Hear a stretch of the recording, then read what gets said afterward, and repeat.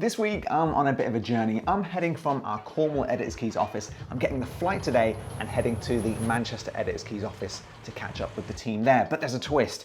I'm gonna leave my 14-inch MacBook Pro right here, and I'm gonna take for the entire week my iPad Pro 11-inch and see if this really can replace my laptop. Now, I run a business, as you know, and I need to do some editing in Final Cut Pro 2 that I haven't yet got a chance to use. So is this gonna be good or is this gonna be an absolute mistake? Let's go and find out. Okay, so I'm now packing my bag, and there is another reason why I want to try this out with the iPad. I'm getting the EasyJet flight from Newquay to Manchester. It takes about an hour and it's £80 each way, which I think is pretty good. But the sting nowadays is they charge you £50 each way for a hand luggage bag. So a little hack for you. You can actually buy one of these bags off Amazon. I'll put a link in the description below. And it's designed to be the largest size it possibly can be to fit that free carry-on bag with you. And it's surprisingly quite big. So I can fit my week's worth of clothes in here, my Pocket 3, all the bits and pieces I need. And of course the iPad, it's not super light with that Magic Keyboard case, makes it about 1 kilo, but the MacBook Pro is 1.5 kilos, I believe. So still a little bit lighter. So this would be nice. If I can do all my work on it, it's gonna make every time I go to Manchester, and I wanna do it quite a lot, it's gonna make that lighter and lighter, and it's gonna save me £100 each journey. Case nearly ready to go. So you can see it's full up with clothes. Got my bag of tricks in there for the week. And then, you know, I probably could fit the MacBook Pro in there. It would be a bit of a tight squeeze, and it would need its case around it. Got the Pocket 3 ready to go as well. But the iPad, perfect, that 11-inch size. Look at that, ready to go. Hopefully this will be good.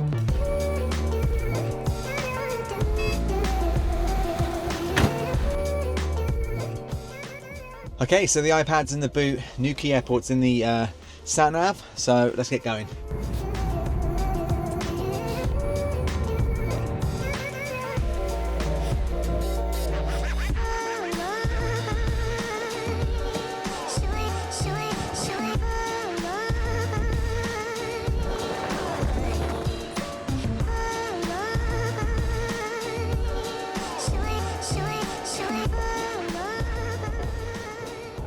So I've arrived, and the iPad was actually pretty good on the flight. When you've got a small device that you can just sit on that little tray table to work, it's pretty good. Now, it was only a short flight, only about 45 minutes. So we're in Manchester. Now time to get to the hotel.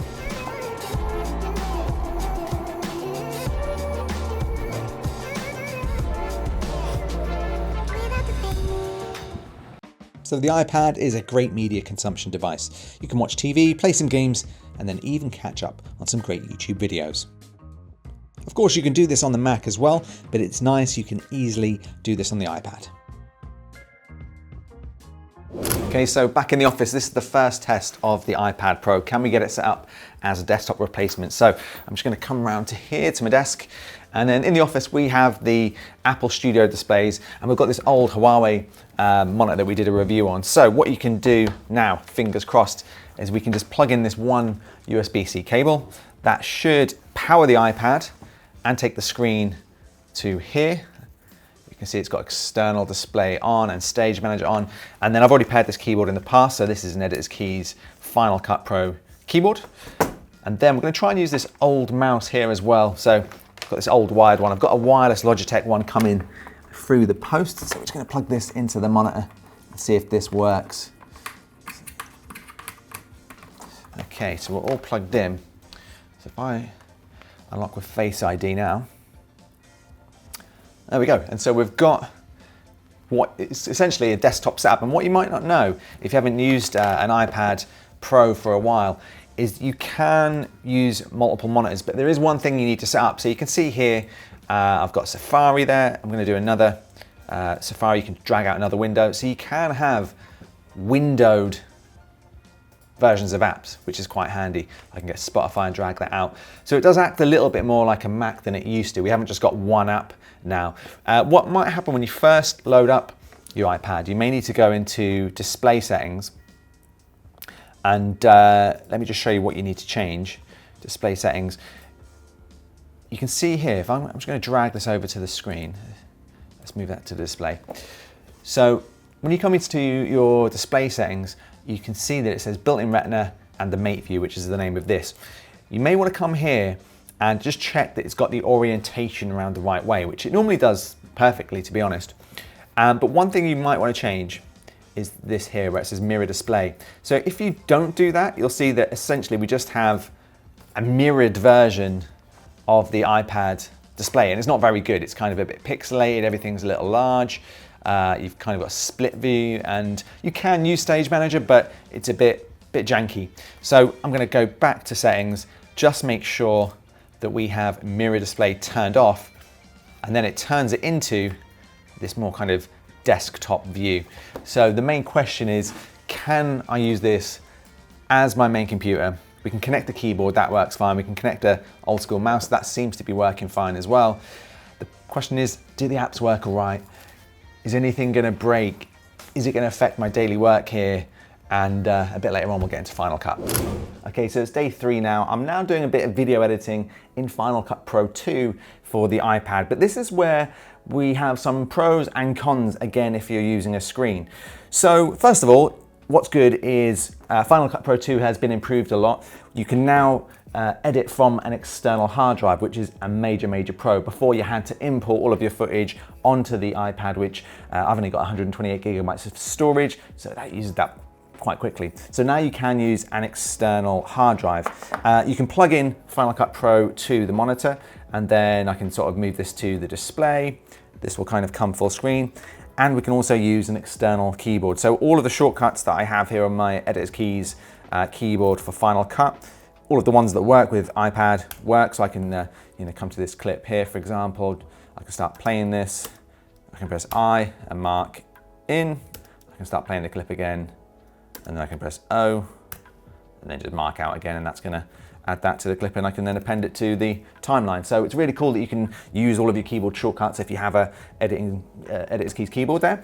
But now we run into some of the big problems. So first of all, there doesn't seem to be a way of maybe editing in your timeline on here and using this as the full screen viewer and vice versa. So all I can do is essentially move this to the iPad and edit on the iPad, or I can move it full screen to the monitor by clicking up there and putting move to display. I can't edit on one and have one as the viewer, which is what I would like.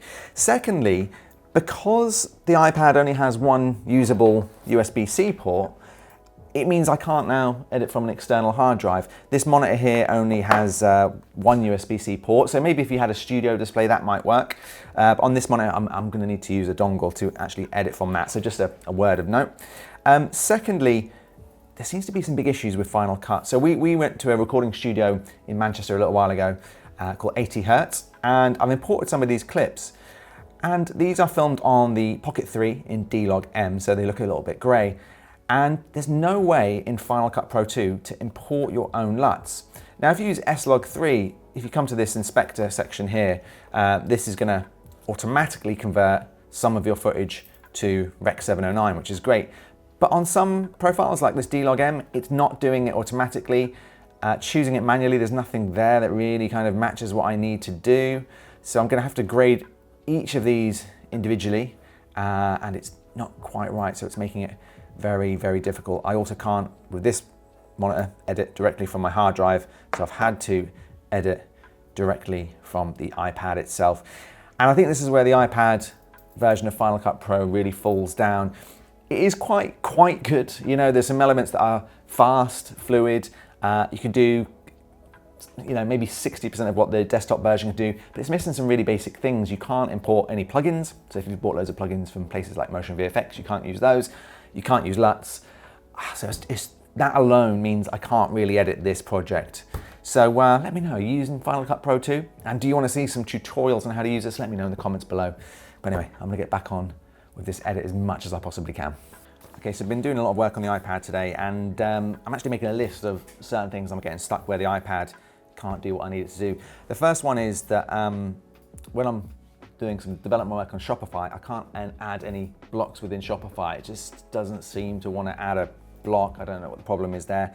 Secondly, you get some emails in Gmail like this one here where I'm trying to scroll, and some emails just don't want to scroll. All you can do to scroll is click to the side here, get the bar, and then drag it up and down with your finger on the mouse. If I try and scroll with a scroll wheel on the mouse, that just doesn't work at all. The email, as you can see, the email just does not scroll up or down. And this is a big issue because it just affects your productivity. You know, when you're doing your emails, and especially if there's like a photo attached. We've had that where a few customers have been attaching photos. I can't scroll down to the email. I either have to move the window to the iPad and do it with my finger, or come over here and drag it up and down with the mouse. Secondly, we're getting a lot of printing issues. So with one of our suppliers, we need to print this form here off on Shopify, and you can see it says more actions there, export PDF, and no, it's saying exporting now. Let's see if it actually works. This hasn't been working. I've not been able to actually export a PDF at all. You just click it, nothing happens. I'm not able to download this. So kind of crucial. I can't do something I need for the business, which is, you know, so simple. I can do the actual purchase order. I can do it within Shopify. But little bugs like this, where in Xero I couldn't email an invoice. This I can't export the PDF, and I can everywhere else within Gmail. Stuff like that works. Printing issues as well. I've tried to print off a Royal Mail label. It prints off fine on the Mac. When we send it to the printer here, it starts the printer up and it just comes through so slowly. It takes about 25 minutes to print one A4 sheet. So loads of little problems I'm having, which, you know, really does mean I can't get some crucial bits of work done. So today I held a team meeting with the Edit Keys team, and the iPad's pretty good. Usually I take in my MacBook Pro for this, and to be honest, the iPad handled it pretty well.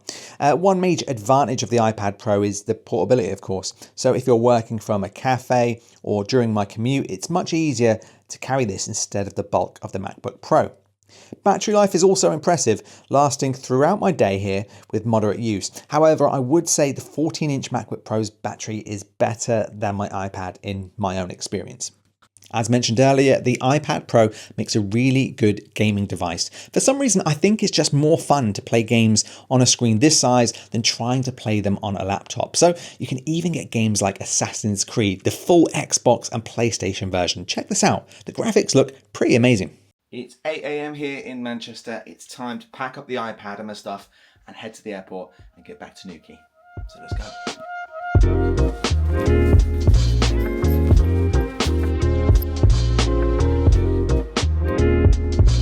I don't know what it is, but there's always something nice about walking through the city centre first thing in the morning when no one else is about. So I'm going to walk up Market Street now and head to Piccadilly Gardens. See you soon, officers. See you soon.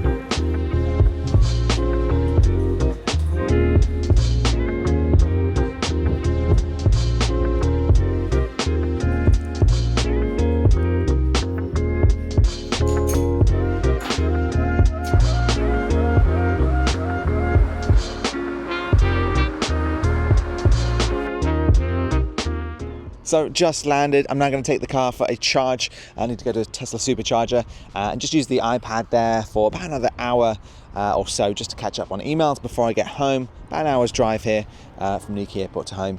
And then it's my whole week with the iPad nearly done. Okay, I've come to the end of my week here using the iPad Pro instead of my MacBook Pro. I fully replaced my laptop, and essentially what is my conclusion? Well, let's go over some of the pros first of all. It didn't do quite as bad as I thought it might do. I think if you need to do some light work, it's actually pretty good. If you're just mainly working within a browser, generally, it can get about 90% of that done. And especially if you have the ability to plug into a monitor, I think actually almost like a Chromebook replacement, this could do what you need to do in a lot of those cases. Because you get the iPad apps as well, it's quite good. You know, Spotify and everything else that you might use on your iPad, you can use on a monitor, and that's really, really cool. I like that it's much smaller than my MacBook Pro. The MacBook Pro is very heavy and quite big, you know, for a 14-inch laptop. So this takes up a lot less space than that. But other than that, you know, there are a lot of cons. For one, I think the iPad with this Magic Keyboard case is quite heavy. It takes up to a kilo, so it's not like it's super, super light. I think in hindsight, what I would do next time is potentially bring the iPad on its own with just the regular cover, and then whilst I'm on the flight or in the airport, I would just type on the screen. Because I'm coming to the office every time, I could then plug this in and I would have the keyboard and mouse here. So that would make my carry a lot lighter. It'd be about half the weight, just not bringing the Magic Keyboard. And of course, the Magic Keyboard's great if you want to do some editing in Final Cut, if you do need to really get through some emails, of course, use it. But that's the great thing with the iPad. You can take this off and make this half the weight. But using the iPad as a computer, my full computer, I ran up with loads of problems. And what's frustrating is that I nearly got there every single time. I could do my emails mostly okay, but I found in Gmail on the web version of the app, I couldn't scroll up through certain emails. I had to go from the monitor back to the iPad and use my finger to scroll up, or I had to grab with the mouse the scroll bar and pull that up and down. When I was booking in labels with Every, one of our postage companies here in the UK, and Royal Mail, I couldn't print the labels. The labels just would not print correctly with our wireless printer here. We've got two printers here. I couldn't print with either of them, which is really frustrating. And I have printed on here before, but it's one of those situations. There's not a huge deal of settings on the iPad, so there's not really a lot to play around with. That was one of the big issues. And I think that's just where the iPad falls down. You can do so many things almost like a desktop, but things like the file export just are not as good. When I wanted to import some video projects onto the iPad, we only have the one port here, so I can't have this plugged into the monitor and plug in a camera and plug in a hard drive. I have to unplug the monitor and edit from the external hard drive and just use the iPad. And you know, it's okay, it's doable, just about. But then when you open up Final Cut, you can't use LUTs. You know, there's a very limited selection. So there's so many situations for me personally that I could not replace my MacBook Pro with my iPad full time. You know, as a companion device, which is really what the iPad is for, this is perfect. If I'm coming here for a couple of days, you know what, I can get away with leaving my MacBook Pro at home because all the other guys here have a MacBook Pro, so I can always print something if I need to. Lewis does a lot of the editing, so he can edit the video files. It's just, if I was away for 2 weeks or for whatever reason the guys weren't here in the office, I couldn't bring this and get all of my work done. So that's really my view of it. I think the iPad Pro, as much as Apple likes to say it can't replace a laptop for me just yet. Some people it could, for sure. Maybe if you're an artist, maybe if you do light kind of web work. But even if you have a Shopify store like we do, we run Editors Keys on, I couldn't develop the website in the same way. It just, some buttons didn't work. They were grayed, you know, kind of almost like grayed out. They were there, but I would tap them. I couldn't export a purchase order for our website to order new items in with our supplier. So very frustrating, very frustrating. But let me know what you think in the comments section below. Do you use your iPad full time? Have you tried like I have? And have you failed like I have? If you enjoyed this video, let me know. And if you want to see more tutorials on Final Cut Pro for the iPad, let me know because we're going to be doing a load of those here on the channel. Thanks for watching, and I'll see you in the next video.